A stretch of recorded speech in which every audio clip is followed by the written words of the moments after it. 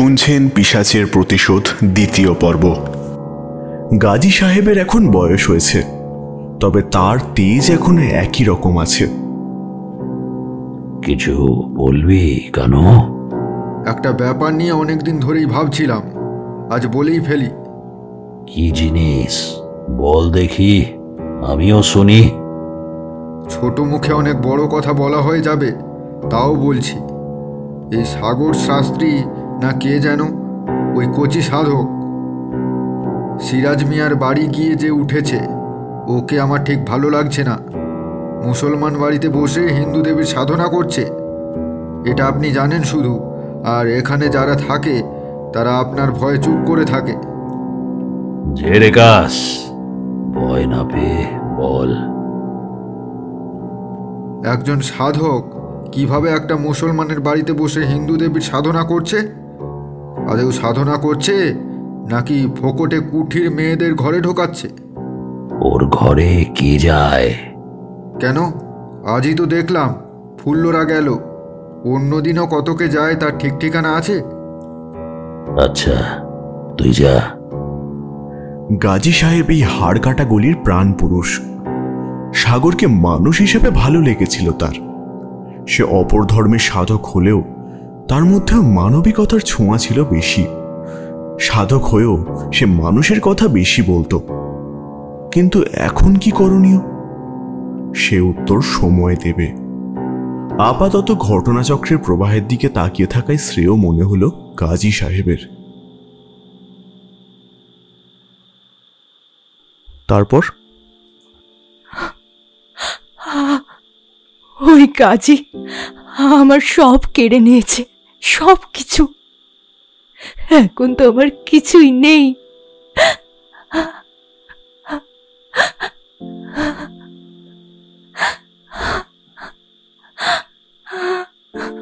এই কথা বলে কাঁদতে থাকে মেয়েটা। সত্যি তো, সে বড় একা। তার পরিবার তো দূরের কথা, তার সঙ্গে দুদণ্ড কথা বলবে এমন কোনো মানুষও নেই, ঠিক যেমন সাগরের। তবে সাগর একা নয়, সে তার মহামায়ার আশ্রয়ে দিন কাটায়। সাগর এবার এক গ্লাস জল তার দিকে এগিয়ে দিল। নাও, জলটা খাও, কেঁদো না। সব কিছুই তো আসলে ভাগ্যের পরিহাস। বাকিটা বলো। তারপর থেকেই ঘটল এক অদ্ভুত ঘটনা। আসলে খালেদ চলে যাওয়ার পর থেকে আমার উপর সকলের রাগ বাড়তে থাকে। সকলে বলে আমার রূপ আমার সর্বনাশ করবে, করছেও তাই। কিরকম যেন একঘরে হয়ে গেছি। নতুন মালটাও খদ্দের আনে না। ও কি ভাষা! আমায় আমায় ক্ষমা করো, ভুল করে বেরিয়ে গেছে। এই এক পেশার দোষ। তারপর থেকেই একটা অদ্ভুত ব্যাপার ঘটছে। এটা গত পূর্ণিমার কথা। ভোরবেলার দিকে আমি একটু ঘুমিয়ে পড়েছিলাম। হঠাৎ করে মনে হলো কেউ যেন আমার মুখ চেপে ধরেছে। আমার দম আটকে আসছিল। আমি চোখ খুলতে গিয়েও খুলতে পারলাম না, কারণ চোখ কাপড় দিয়ে বেঁধে রেখেছিল। আমি না পারছি চিৎকার করতে, না পারছি দেখতে। এমন সময় বুঝতে পারলাম আমি হাওয়ায় ভাসছি, শুধু পাটা ধরে আছে কেউ। হাত পা সবই যদিও বাঁধা। তারপর মনে হলো দ্রুত বেগে কেউ আমায় টেনে নিয়ে যাচ্ছে। কোথায় টেনে নিয়ে গেল? একটু পরেই টের পেলাম চারপাশে পাখি ডাকছে, নদীর জলের শব্দ। আর ঠিক তখনই বুঝতে পারলাম আমার শরীর থেকে সমস্ত কাপড় খুলে নিচ্ছে কেউ। আমি আতঙ্কে চিৎকার করতে লাগলাম, কিন্তু আওয়াজ বেরোলো না। তারপর আমায় উল্টো করে শুয়ে। তারপর কি করলো? তুমি কি নির্বোধ? আমায় এক প্রকার বলাৎকার করলো সে। না না, মানে আমি সেটা বলতে চাইনি। আমায় ক্ষমা করো সাগর, আসলে উত্তেজনায় মাথা ঠিক নেই আমার। 4 দিন হয়ে গেল নেশা করিনি। মাথাটা কেমন যেন ভন ভন করছে। আচ্ছা, তারপর বলো, শান্ত হয়ে বলো। আমি তারপর অজ্ঞান হয়ে গেছিলাম। জেগে উঠে দেখলাম যথারীতি শরীরে কোনো পোশাক নেই। কোনো রকমে সব পরে নিয়ে উঠে দাঁড়ালাম। চারপাশে তাকিয়ে দেখে বুঝলাম এটা আমার ঘর থেকে খুব বেশি দূরে নয়। কি করে সেখানে গেলাম, কে নিয়ে গেল, কিছুই বুঝলাম না। আমার তলপেটে ভয়ঙ্কর ব্যথা করছিল। এক প্রকার খুঁড়িয়ে খুঁড়িয়ে বাড়ি এলাম। এসে কি দেখলাম জানো? বন্ধ। আমার ঘরের দরজা বন্ধ। এতে আশ্চর্যের কি আছে? আছে সাগর, আছে। কারণ ঘরের দরজা ভিতর থেকে বন্ধ ছিল। কিভাবে? আমি সত্যিই জানি না কিভাবে এটা সম্ভব। তবে কি আমি যা ভাবছি তাই? তুমি কি ভাবছো জানি না, তবে আমি আর ভাবতে পারছি না। তারপর আরো বেশ কিছু ঘটনা ঘটেছে। সারা শরীর জুড়ে ব্যথার জন্য আমি আর কাজে নামতে পারিনি। সমস্ত শরীর জুড়ে ব্যথা। কিন্তু তার পরদিন রাতে আবার একই ঘটনা ঘটল। এবার হলো ঘরের ভেতর। আমার গোটা শরীর অবশ হয়ে গেল সেই মুহূর্তে। একে একে ছিঁড়ে ফেলল পোশাক। তারপর পা দুটো ফাঁক করে সেখানে দাঁত বসালো। আমি চিৎকার করে উঠলাম, কিন্তু কোনো আওয়াজ বেরোলো না। তারপর আমার বুক দুটো চেপে ধরল, কিন্তু সেটাকে চেপে ধরা বলে না, যেন ধারালো হাত দিয়ে ফালা ফালা করে দেবে। সঙ্গে নিচে অকথ্য অত্যাচার আর সেরকম যন্ত্রণা। আর পারছি না, ওষুধ কেনার টাকা নেই। কি করে সারবে এই যন্ত্রণা?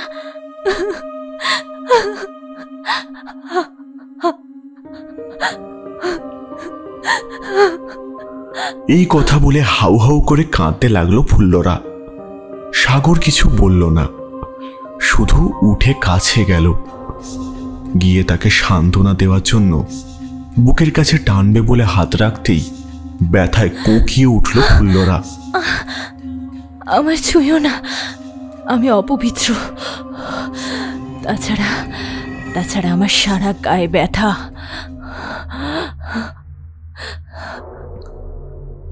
সাগর নিজের হাতের মোমবাতিটা তুলে নিয়ে ফুল্লরার পিঠের দিকে দেখল। দেখে গা শিউড়ে ওঠার জোগাড়। গোটা পিঠ জুড়ে যেন কোনো এক চাবুক তাণ্ডব নৃত্য চালিয়েছে। এটা কিসের দাগ? এটাই কি সেই প্রথম দিনের চিহ্ন? হ্যাঁ, কিন্তু বাকি ক্ষতগুলো আরো ভয়ানক। সেগুলো আমায় দেখাবে? যদি সম্ভব হয় তবেই দেখিও। হয়তো আমার আশঙ্কাই ঠিক। ফুল্লরা দ্বিধা বোধ করল না। আমাদের লাজ শরম যে হুগলি নদীর জলে কবেই ভাসিয়ে দিয়েছি সাগর। এখন আর সেসব নেই। একে একে উন্মুক্ত করল পোশাকের বাঁধন। কিন্তু সত্যি বলতে সে উন্মুক্ত শরীর সাগরের মনের ভিতর উত্তেজনার সঞ্চার ঘটালো না, বরঞ্চ সাগরের গোটা শরীর কেঁপে উঠল। বুক থেকে শুরু করে নারীর গোপন অঙ্গের উপর পর্যন্ত যেন একটা লোহিত সাগর বয়ে চলেছে। সেই সাগরের রং ওই মোমের আলোতেও যেন জেগে আছে, জানান দিচ্ছে আমরা আছি, আমরা থাকব। ক্ষতগুলোতে মোমবাতির আলো পড়ে বিভৎস দেখাচ্ছে। এ কোনো জীবিত মানুষের কাজ নয়। যার শরীরে দাগ সেও যেন মৃত। এ কি হয়েছে তোমার? দাঁড়াও, আমি আসছি বলেই পাশের ঘরে চলে গেল সে। একটু পরেই ফিরে এলো এ ঘরে। কিন্তু কোনো কিন্তু না। আমি তোমার কাটা জায়গায় ওষুধ দেব, না হলে জনি পচে গন্ধ বেরোবে কিন্তু। আর তুমি বাঁচবেও না। এই ক্ষত তোমায় মেরেই ফেলবে। কোঠাবাড়ির মেয়েদের মনের ক্ষত অনেক বেশি, সাগর। ফুল্লরার মুখটা নিজের হাত দিয়ে চেপে ধরল সাগর। তাকে চিৎকার করতে না দিয়ে ধীরে ধীরে লাগাতে লাগলো তার নিজের তৈরি মলম।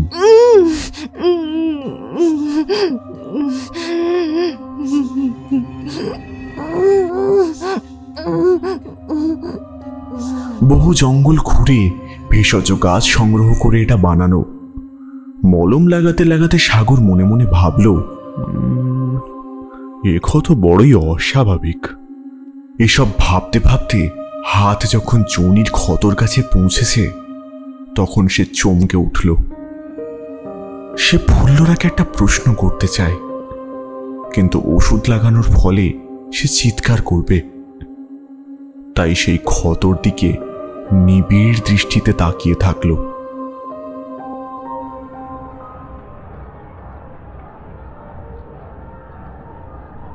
মুনিয়া, শোন এদিকে। বলো, কি দরকার? কাজ আছে, তাড়াতাড়ি যেতে হবে। তোর ঘরের পাশে যে থাকে তার নাম কি রে? আমার ঘরের পাশে? কেন, ফুল্লরা? ও, আজও দরজা বন্ধ কেন রে? কেন রে, ওর উপরে তো পিড়িত বেড়ে গেল কেন রে? যেতিস তো জুঁয়ের ঘরে। যতটুকু জিজ্ঞেস করেছি ততটুকু বল, না হলে এখানেই। এই, মুখ সামলে কথা বল, হ্যাঁ? আর ওই ফর্সা মাগির খবর আমি রাখি না। সালা ডাইনি একটা, আমার মনের মরদটাকে কোথায় গায়েব করে দিল কে জানে। কে, খালেদ? ও তো শুনেছি নাকি গাজী সাহেবকে চুক্তি দিয়ে পালিয়েছে। অবশ্য এখন নাকি জেলে আছে, কি নাকি কি খুন করেছে, ভাষা ভাষা শুনেছি একটা। যাই করুক, ওই ফুল্লরার জন্য আমার সাধের মরদটাও গেল। আর ওই মেয়ে তো ঘরে নেই, কদিন আগে খুঁড়িয়ে খুঁড়িয়ে হাঁটছিল। কোন চুলোয় মরতে গেছে জানি না। আমি যাই। এরপর মুনিয়া সিরাজের থেকে বিদায় নিয়ে এগিয়ে চলল। একটু পরেই যেখানে এলো সেখানে আলো একটু কম। এরপরে রাস্তা বেশ নির্জন। সেই রাস্তা ধরে এগিয়ে চলল। গন্তব্য একজনের বাড়ি, উদ্দেশ্য অজানা। ভোর হয়ে এলো, সাগর। এখন একটু ভালো লাগছে। সবাই ঠিকই বলে তুমি জাদু জানো, তাই তোমার কাছে এসে মন, শরীর সব কিছুতে যেন জান ফিরে পেলাম। তুমি এবার ঘরে ফেরো। ঘরে? না, ওখানে ফিরে গেলে এবার মৃত্যু অবধারিত। আর আর তাছাড়া আমার সঙ্গে কে এমন করলো? কি হচ্ছে কিছুই তো বললে না। না, তুমি ফিরে যাও। তবে কি হয়েছে তা বলার আগে দুটো প্রশ্ন আছে। তুমি কি কোনো তান্ত্রিকের কাছে গেছিলে আমার কাছে আসার আগে? না তো, খামুখা আমি তান্ত্রিকের কাছে যাব কেন? আচ্ছা, আর তুমি তো বললে টাকা নেই, তাহলে খাচ্ছ কি? মানে অন্যের দেওয়া কোনো খাবার খেয়েছো নিশ্চয়ই? হ্যাঁ, ধার করে খেয়েছি। কেন, আমার কি হয়েছে? বুঝলাম। আসলে তোমার দেহ এক মৃত ব্যক্তির কামের রোষে পড়েছে। কামের বাসনা করে এমন পিশাচ, সে মৃত্যুর পর তোমায় চায়। সেটা কে হতে পারে তা জানি না। তাহলে কি হবে এখন? আপাতত তোমার ঘরে আমায় যেতে হবে। তোমার ক্ষতের চারপাশে একটা বিশেষ ধরনের চিহ্ন রয়েছে, সেটা তোমার শিরা উপশিরা জুড়ে বইছে। আপাত দৃষ্টিতে লাল মনে হলেও সেই লাল সাধারণ রক্তের চেয়ে আলাদা। তাই আমি নিশ্চিত এ কাজ কোনো মানুষের নয়। আমার ঘরে আসবে তুমি? একটা বিপদের আশঙ্কা তো আছে। যতই হোক, আমি এক সাধক। কিছু মনে করো না, কিন্তু কোনো এক গণিকার ঘরে যাওয়াটা বহু মানুষের অনুভূতিতে আঘাত হানতে পারে। ফুল্লরা নিজের পোশাক চাপিয়ে নিল, তারপর ঘর থেকে বেরিয়ে যেতে যেতে বলল, তোমার কাছে ওষুধ নিতে এসেছিলাম, তুমি তা দিয়েছ। এরপর আর কিছু চাওয়ার নেই আমার। আমি ওই অত্যাচার সহ্য করে বেঁচেছিলাম 3-4 দিন, এই আশায় যে মৃত্যু এবার আসবেই। কিন্তু না এলো খালেদ, না এলো মৃত্যু। অতঃপর তুমি যা করার করো, আমার কিছু বলার নেই।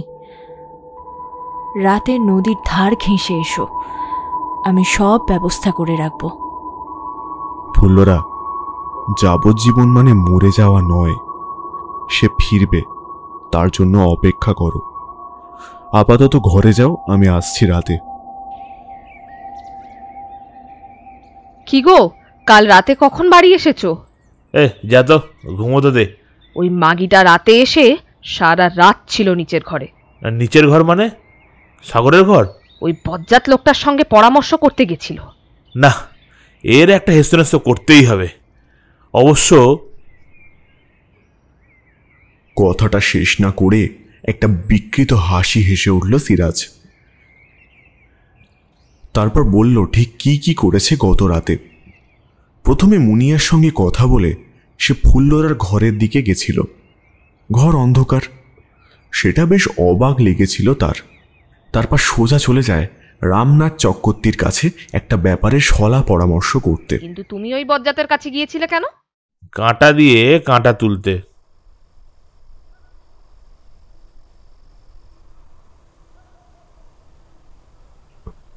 রাত তখন 3টে বেজে গেছে। সাগর নদীর ধারের জঙ্গল পেরিয়ে পৌঁছে গেল ফুল্লরার ঘরে। সাগরের হাতে একটা থলে। আস্তে, আমি ঘরে গিয়ে পিছনের দরজা খুলে দিচ্ছি, ওদিক দিয়ে এসো। সামনের দরজা দিয়ে ঢুকলে দেখে ফেলার সম্ভাবনা আছে। অগত্যা সাগর তাই করল। ঘরের ভিতর ঢুকে তার চারপাশটা একবার দেখল মন দিয়ে। মেয়েরা মায়ের জাত, যেখানেই থাকুক ঘর ঠিক নিজের মনের মতন করে পরিপাটি করে রেখে দেবে। বসো। তুমি ঠিক আছো? কিছু হয়নি তো আর?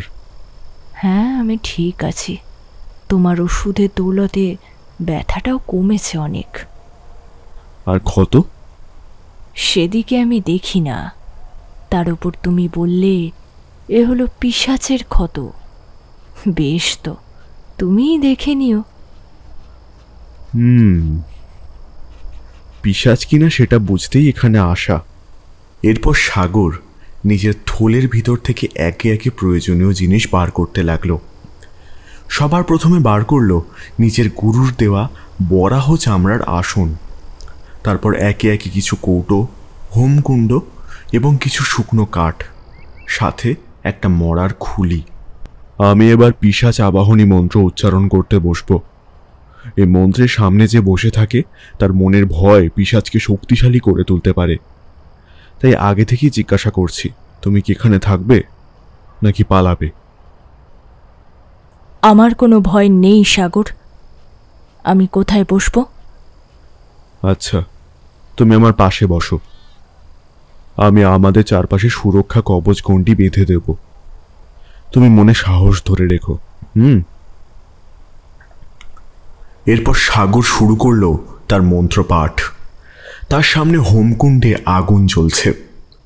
বিড়বিড় করে মন্ত্র পড়তে পড়তে তার ভিতর ঢেলে দিচ্ছে কিসব গুঁড়ো গুঁড়ো পদার্থ। তার থেকে একটা বীভৎস গন্ধ বের হলেও তা উপেক্ষা করা যায়। ফুল্লরা এক দৃষ্টে সাগরের দিকে তাকিয়ে রইল। তার মনের ভয় সাগরকে দেখে যেন কোন সমুদ্রের অতলে তলিয়ে গেছে। বুকে সাহসের সঞ্চার ঘটেছে। সেদিন ওষুধ লাগানোর সময় যে হাত বক্ষ যুগলে রেখেছিল সাগর, সে স্পর্শ যেন একরাশ আকাশের মতন শান্তির। কতদিন তাকে কেউ এভাবে ছুঁয়নি। চোখ থেকে এক ফোঁটা জল গড়িয়ে পড়ল তার। ঠিক এমন সময় অদ্ভুত এবং ভয়ঙ্কর ঘটনা ঘটল একটা। সাগরের সামনে রাখা সেই করটি হাওয়ায় ভাসছে। সেই করটির চোখ দুটো সবুজ হয়ে গেছে। সেটা চারপাশে কিসের একটা কালো ছায়া, আর সেই করটি আকাশ ফাটা চিৎকারে হাসছে।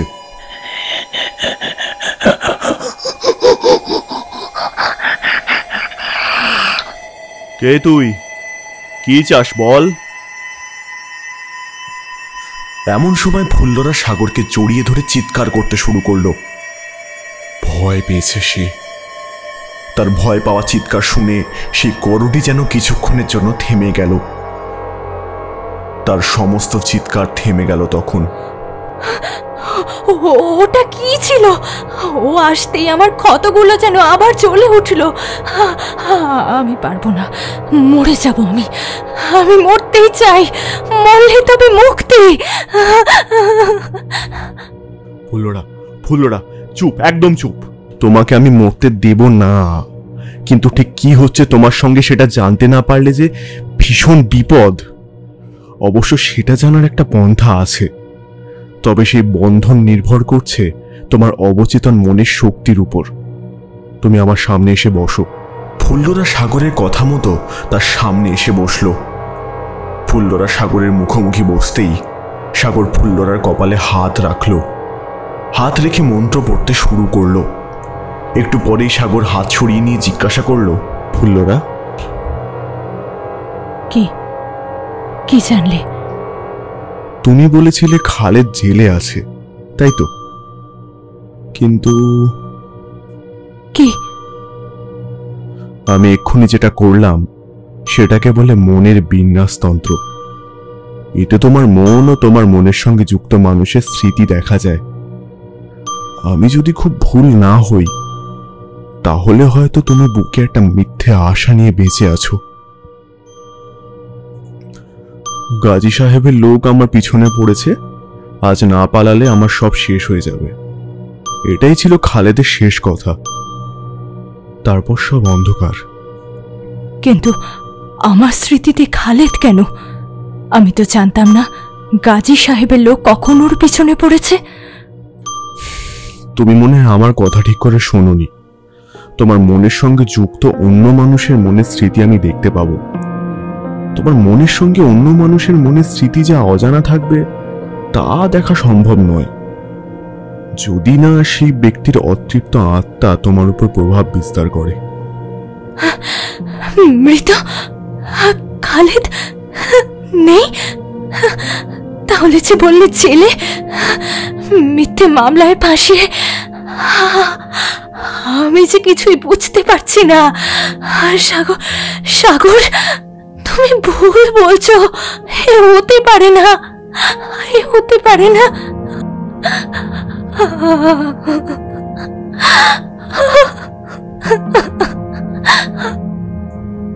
সম্ভব।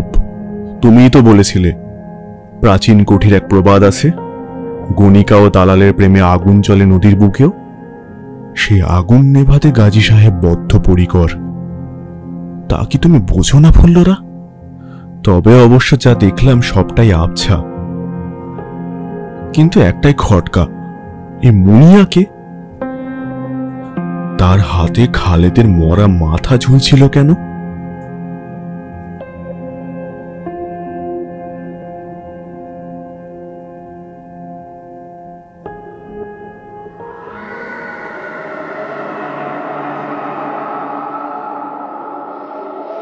বাবা, কি হলো বাবা? রেগে আছো কেন? কি হয়েছে? বাধা পড়লো আজ, বাধা। ওই অপবিত্র নারী, ওকে কেউ সাহায্য করছে। সে না থাকলে আজই কাজ শেষ হয়ে যেত। কে বাবা? তার নাম কি? সে ফুল্লরার ঘরে কি করছে? সে আমি কি জানি। পরশু অমাবস্যার আগে ওকে চাই। মনে হয় ওই কবিরাজ, কিন্তু সে কি করে জানবে এত ভালো মানের তন্ত্র? খোঁজ নে, খোঁজ নে। ওই গণিকার দেহের গভীরে প্রবেশ করেছি। ওর কাছে যা আছে সেটা আরেকটু দরকার। এখন কোনো গন্ডগোল আমার চাই না। মুনিয়া আর কথা বাড়ালো না। সে ধীরে ধীরে উঠে এলো। বাইরে এসে মনে পড়ল পরশু দিনের কথা। কি যেন নাম? সাগরময় শাস্ত্রী। সেদিন তো ওর কাছেই গেছিল ফুল্লরা, কিন্তু সে তো মনে হয় চিকিৎসার জন্য। তারপর কি হয়েছে সেখানে? এসব ভাবতে ভাবতে নদীর পাড় ধরে হাঁটা দিল মুনিয়া। এদিকে কেউ আসে না। এবার একটু ভয় লাগছে। ফুল্লরাকে অঘরি বাবা না পেলে ওই মেয়ের মনে ভালোবাসা আছে, দুঃখ আছে। তার মানে আমার এই সাধনার জন্য আদর্শ। কিন্তু খালিদকে তো আমিও ভালোবাসি বাবা। আমার মনেও তো আমার থেকে খালিদকে যে কেড়ে নিয়েছে। চুপ! খালিদ তোকে চায় না। ওদের আত্মার মিলন ঘটে গেছে, ওদের বন্ধন পবিত্র। তাই ওই বেশ্যাকে দরকার, না হলে সব কিছু ভেস্তে যাবে রে। কি ভেস্তে যাবে? তুই চাস না মেয়েটা দুগ্ধে দুগ্ধে মরুক? সেটা তো হবেই, মরবে, ও মরবে। তারপর শুরু হবে অমৃতের সন্ধান।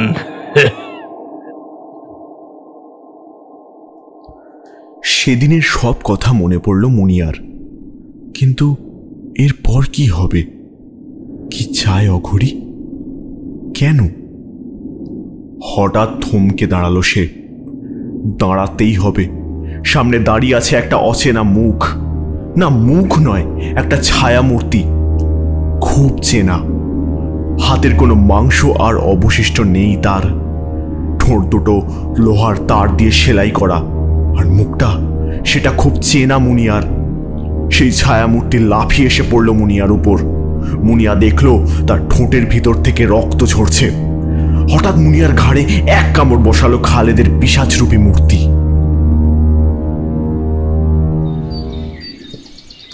সাগর ও ফুল্লরা মুনিয়াকে খুঁজতে খুঁজতে নদীর ধারে এসে পড়েছিল। হঠাৎ সাগর বলল, তুমি এদিকে এসো। এটাই কি মুনিয়া? হ্যাঁ, এ কি? এই অবস্থা কে করলো ওর? পিশাচ, দাঁড়াও একটু। এই বলে সাগর আগের মতনই মুনিয়ার কপালে হাত রাখল। 2 মিনিট গেল, 3 মিনিট গেল। তারপর হঠাৎ সাগর ছিটকে পড়ে গেল। ফুল্লরা তার পাশে ছুটে গিয়ে বলল, কি হয়েছে? কি দেখলে? ভয়ঙ্কর। এই জিনিস হবে স্বপ্নেও ভাবিনি। ফুল্লরা, তোমাকে বাঁচাতেই হবে, না হলে তুমি শেষ হয়ে যাবে। আধারের যাত্রী হয়ে বাঁচতে হবে তোমায়, অমরত্বের জন্মদাত্রী হয়ে। সেটা হতে দেওয়া যাবে না। কি হয়েছে আমায় একটু বলো। পরে বলবো, আগে তুমি তোমার ঘরে যাও, আমি আসছি। এই কথা বলে একটা অজানা পাথর আটকানো সুতো পরিয়ে দিল ফুল্লরার হাতে। এটা একটা রক্ষা কবচের মতন, তবে স্থায়ী নয়। সাগর দ্রুত পায়ে হাঁটা দিল। গন্তব্য নিজের বাড়ি। ভোর হতে আর হয়তো 2 ঘন্টা বাকি। তার আগেই যা করার করতে হবে। সমস্ত প্রয়োজনীয় জিনিস ফুল্লরার ঘরেই আছে। শুধু একটা জিনিসই আনা হয়নি। রাতের নিস্তব্ধতার সামনে রেখে সে এগিয়ে চলল নিজের ঘরের দিকে। সন্তর্পণে ঘরে ঢুকে মা ত্রিপুরা সুন্দরী দেবীর মূর্তিটা সরালো। তার নিচে একটা অগভীর কুঠুরি। সেখান থেকে বের করে আনলো একটা ছোট বাক্স। বাক্স খুলতেই দেখা গেল একটা কাপড় জড়ানো ছোট বাক্স। না, সেটা কোনো বাক্স নয়, একটা বই। তার বাইরেটা বরাহ চামড়া দিয়ে তৈরি। সেটা নিয়ে দ্রুত বেরিয়ে গেল ঘর থেকে। ঘরের দরজায় তালা দেওয়ার কথাও তার মনে রইল না।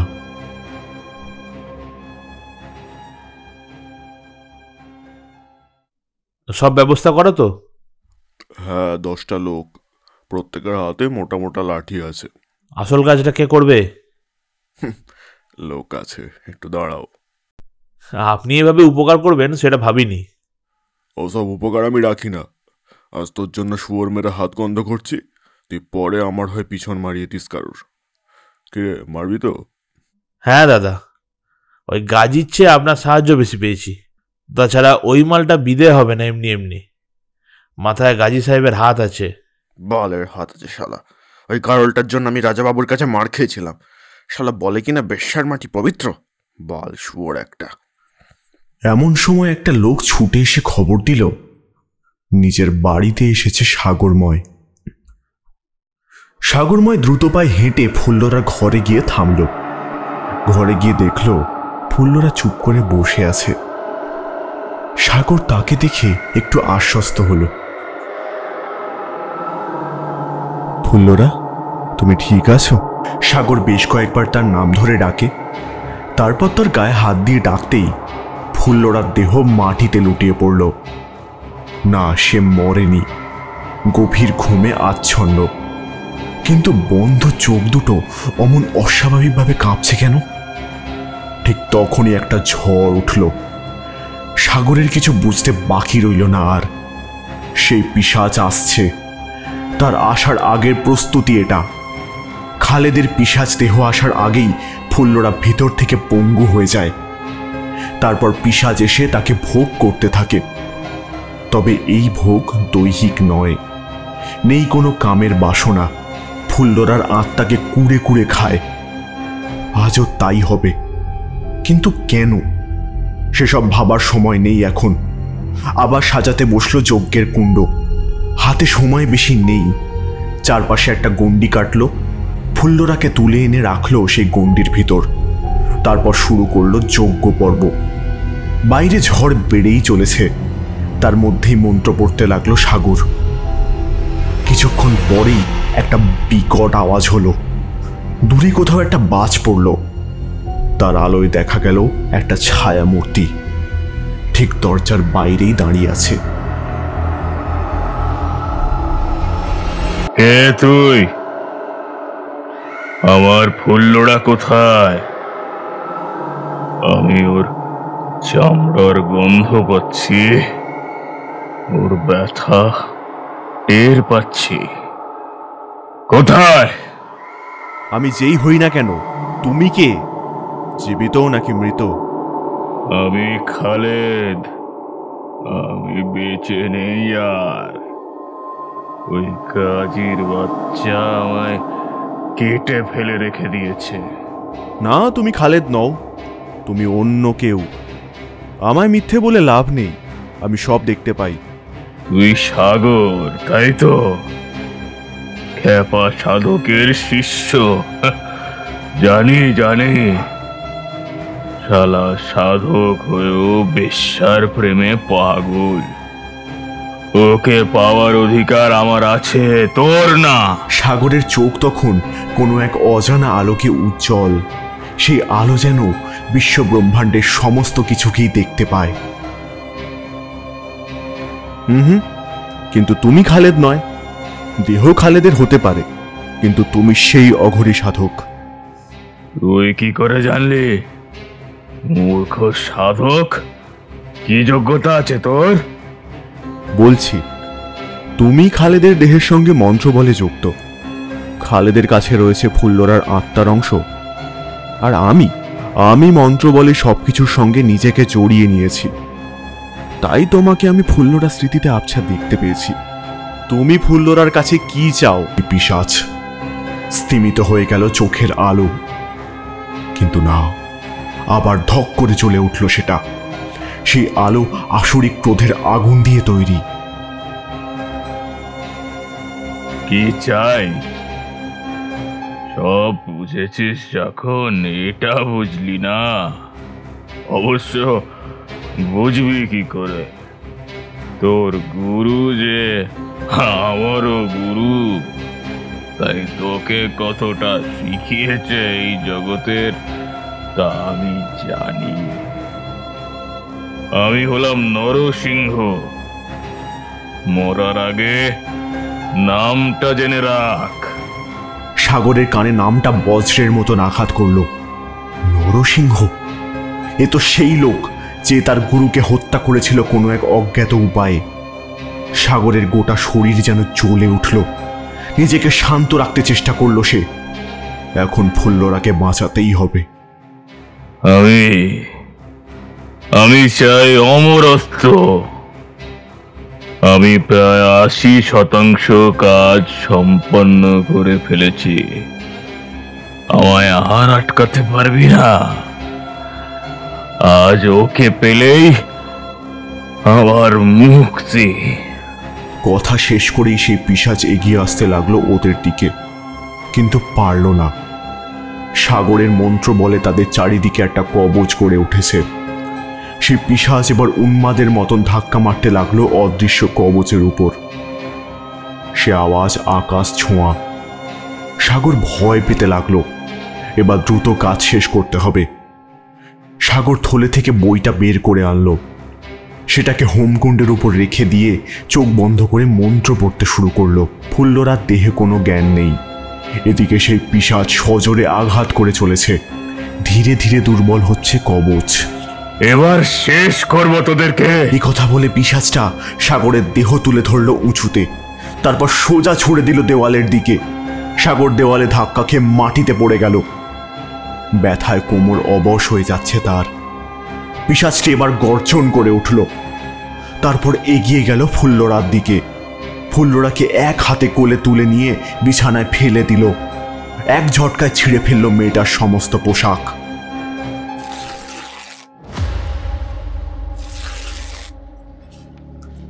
তারপর তার কণ্টকযুক্ত হাত ফুল্লরার গোপন অঙ্গের মধ্যে প্রবেশ করাতে শুরু করলো।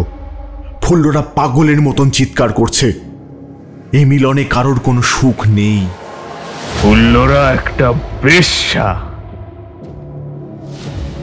ওর দেহে বহু পুরুষের ঔরস রয়েছে, তাই ওর দেহ অপবিত্র। ওর দেহটাকে ভক্ষণ করে আমি চলে যাব বহু দূর। সেখানে এক মন্দির আছে। ওই মন্দিরের প্রত্যেকটা দেওয়ালে ওকে বন্দি করে রাখবো। তারপর আমি যতবার প্রাণ হারাবো, জন্ম হবে ওই মন্দিরের দেওয়াল থেকে পূর্ণাঙ্গ রূপে। অমরত্ব, এইভাবেই অমরত্ব ফিরে পাবো। বেশ্যার দেহ ছাড়া এটা সম্ভব নয়। ওদের ওপর স্বয়ং সৃষ্টিকর্তার হাত আছে। আর তাই আমি অমর হয়ে যাব। ঠিক তখনই তার দেহ এফোড় ওফোড় করে দিল একটা ভোজালি। পিশাচ চিৎকার করে উঠল। পিছন ফিরে দেখল সাগর দাঁড়িয়ে আছে। তার হাতে ধরা সেই ভোজালি। এটা যে ভোজালি নয়, না হলে পিশাচকে আঘাত করা তো সম্ভব না। পিশাচ ফুল্লরাকে ছেড়ে দিয়ে সাগরের দিকে ঘুরল। বুকের আঘাতের জন্য ভয়ানক আহত। ভোজালিটা হাত দিয়ে বের করে আনতে চেষ্টা করলো, কিন্তু পারল না। ভোজালির হাতলে হাত দিতে গিয়ে হাত জ্বলে গেল তার। এদিকে সে ভোজালি একটু একটু করে পিশাচের দেহকে কাবু করে ফেলছে। এই সুযোগ। পিশাচ এখন দুর্বল। ফুল্লরা, ফুল্লরা! কি কি কি হয়েছে? আমার পোশাক কোথায়? তাড়াতাড়ি চলো, এখানে আর এক দণ্ড নয়। ফুল্লরা তার অবশিষ্ট কাপড় নিয়ে উন্মুক্ত শরীর ঢেকে সাগরের সঙ্গে বেরিয়ে এলো। বের হয়ে প্রাণপণে দৌড়াতে লাগলো তারা। অনেক দূর চলে যেতে হবে এখান থেকে। ঘর থেকে পিশাচের গগনভেদী চিৎকার শোনা যাচ্ছে। সেই মন্ত্রপুত ভোজালি দিয়ে পিশাচকে মারলে মৃত্যু হবে অঘরীর। মুক্তি পাবে ফুল্লরা। কিছু দূর যাওয়ার পর তারা দুজনেই হাঁপিয়ে উঠল। ফুল্লরা সবচেয়ে বেশি দুর্বল। সাগর তাকে আশ্বাস দিয়ে বলল, আর একটুখানি, তারপর আমার ঘরে বিশ্রাম নিও। তারপরে কি করা যায় ভেবে দেখব। ততক্ষণে ফুল্লরার দেহ অনেকটাই দুর্বল হয়ে পড়েছে। সে সাগরকে জড়িয়ে ধরে কোনো রকমে হেঁটে চলল। তার দেহ থেকে কাপড়গুলো আলগা হয়ে যাচ্ছে। অগত্যা কোনো উপায় না দেখে সাগর দুই হাতে তুলে নিল ফুল্লরাকে। সযত্নে সাজিয়ে দিল কাপড়গুলো, তারপর নিয়ে চলল নিজের ঘরের দিকে। গঙ্গার ধারের রাস্তা, তাই কারোর দেখতে পাওয়ার ভয় নেই। একটু পরে একটা বিস্ফোরণের শব্দ পেল। ওই তবে শেষ হলো পিশাচ। কিন্তু সামনে ওটা কে? এ কি নরসিংহ, তুমি?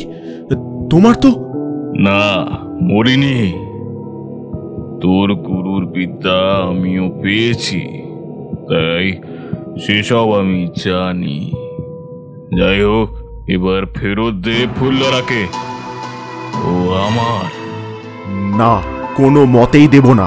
জানতাম। হে মৃত্যু নগরীর দূত, আবির্ভাব হও। সাগর পালিয়ে যাওয়ার চেষ্টা করতে লাগলো, কিন্তু পারল না।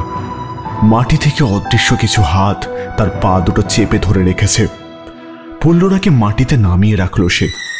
তার সামনে সেই অঘরী সাধক নির্মমভাবে হাসছে। সে নিশ্চিত মৃত্যু নগরীর দূত এসে সাগরের দেহকে গ্রাস করে নেবে। সাগর হঠাৎ দেখল একটা বিভৎস ভৌতিক চেহারা মাটি ভেদ করে উপরে উঠে আসছে। মুখটা কোনো অজানা জন্তুর মতো, মাটি থেকে সম্পূর্ণ বের হতে পারেনি। তাতেই তার উচ্চতা 10 ফুটের বেশি। সাগর তৈরি ছিল। সে তার থলে থেকে দ্রুত বের করে আনলো একটা তরল পদার্থের বোতল, তারপর ছুঁড়ে মারল সেই দানবের দিকে। কিন্তু কই, কিছুই তো হলো না। সেই কাঁচের বোতল দানবকে ভেদ করে অঘরী সাধকের পিছন দিকে গিয়ে আছাড় খেল। পিশাচ মারণ তরল। তুই কি মূর্খ? আমি কি এতটাই বোকা যে তোর সামনে আমি পিশাচ আনবো আবার? এই হলো পাতালপুরী রক্ষকের আত্মার অংশ। ওর মৃত্যু নেই। এতটাও মূর্খ আমি নই। নরসিংহের পিছনের জঙ্গলে আগুন জ্বলছে, কিন্তু সেটা যে সে আগুন নয়। আগুনের একটা অংশ হাতের আকার নিয়েছে। সে হাত অঘরীকে চেপে ধরতেই আগুনে ঝলসে গেল তার কোমর। সে সাগরের শক্তিকে একটু অবজ্ঞা করেছিল। আগুনের ছোঁয়ায় সে কিছু বলার সুযোগ পর্যন্ত পায়নি। সাগর দেখল সেই আগুন তাকে ধীরে ধীরে টেনে নিল নিজের মধ্যে। নরসিংহর সাথে সে দানব পাতালে মিলিয়ে গেল আস্তে আস্তে।